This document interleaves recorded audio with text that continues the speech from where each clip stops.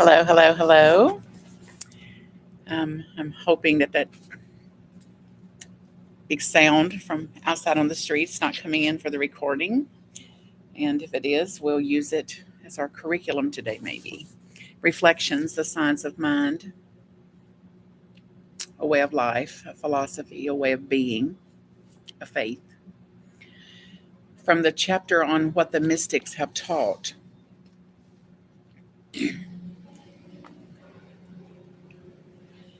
In such the degree, for me, in an equal degree, in a reciprocal degree, that I contemplate the spirit of livingness, it becomes manifest. A clear idea of livingness personifies itself.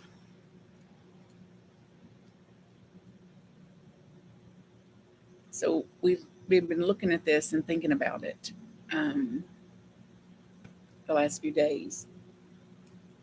So where then in this there is a great difference in our reactions when we believe that something shouldn't have happened, or that whatever happened is a problem, or we make it an evil or an entity, something to go to war with.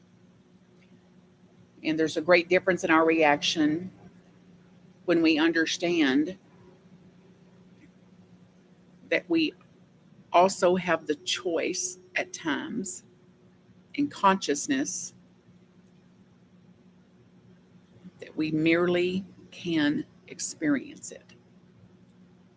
We can possibly just experience it without interpreting it, calling it names, a problem, evil, awful. And the tendency is to awfulize it. Have you noticed? The universe does not demand our suffering. Suffering is included. Suffering is mind-made, human-made. And it's done so through our inability, our ignorance, our incapacities to do something different, to see it differently.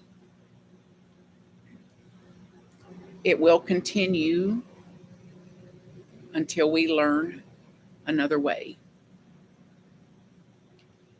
Someday, we shall decide that we have had enough suffering, which doesn't mean suffering ends, but the suffering that we have at opposing the suffering can end.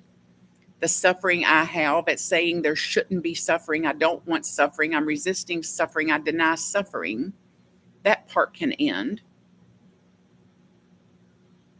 That's a lot of suffering that can end.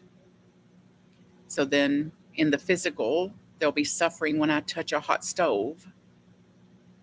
There'll be less suffering if I say I shouldn't have touched it, or blame you bad old stove, or ain't it awful. There cannot be a law in the universe which demands lack, limitations, experiences of unhappiness to provide shade to magnify its glory. Therefore, the mystics have taught that what we've called evil has only the power to destroy itself.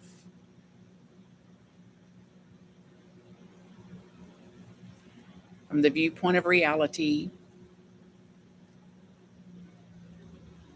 it's an experience, can be experienced, and it is an experience all have had, will have, whether you like it or not.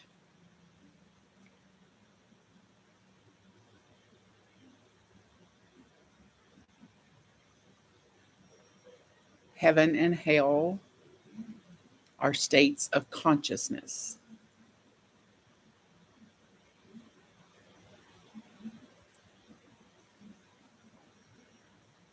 No devil, no hell, no torment, no damnation outside of our own state of thought.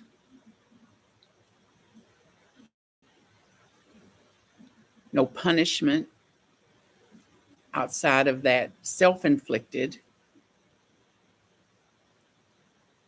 and no salvation outside of conscious cooperation with the infinite.